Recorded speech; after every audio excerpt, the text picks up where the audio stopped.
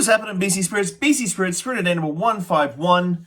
Let's kick it off today. But before we kick it, actually, we should kick it off with a little PSA precursor. Now, I've finished writing my third book, the BC Spirits cocktail book. So it's 59 distilleries from across the province. Cocktails, guidebook, the whole shebang. Finished writing it. It's at the editors. The photos have all been taken by Nick Asor. If you follow him on Instagram, epic photographer. So I've got all this stuff done, but I'm doing an Indiegogo campaign to get it self-published. Now, I haven't self-published before. Why am I self-publishing now for my third book? Because I want to be able to have the control to update this every single year. So I can update it, include new distilleries, keep building on it every single year. So that's why. So I want to say thank you to everybody who has already supported me. I'm blown away. I'm already happy that we've already raised like close to $1,000. We're at like 20% or 18% out of what I need to raise in the last 5 days. Fantastic. Thank you for your support. But go to the link in the bio for BC Spirits and you'll see the Indiegogo campaign. So let's kick this off. This one I really enjoy. It's a little bit of a sneaky from the Dubh Glas Distillery. It is the Sage Advice.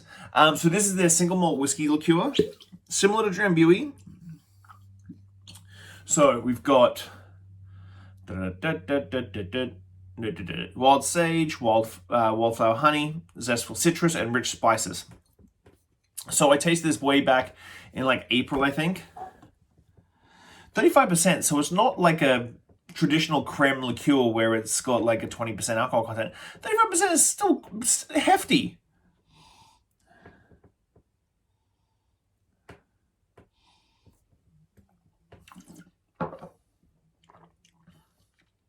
On the nose, it's really subtle in that spice and citrus and sage, honeycomb.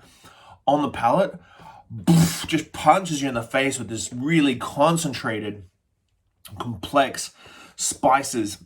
The sage is, I think the sage is a fantastic addition, to be honest with you. I think the sage is this sort of underdog herb when it comes to like using them in liqueurs and alcohol and that sort of thing. So that just punches through really nicely. Then the honey's really, and in between the honey's in the bottom, like nice and sweet and smooth. You get that high notes of sage and that aromatic sage in the top notes. Then right through the middle, you've got this beautiful complex botanicals. They're not muddy. They're still quite bright and like got really nice, clean flavors to them. And then the citrus just comes through and just ties it all together in the finish. Not overly sweet on the palate. Cleans up really nicely.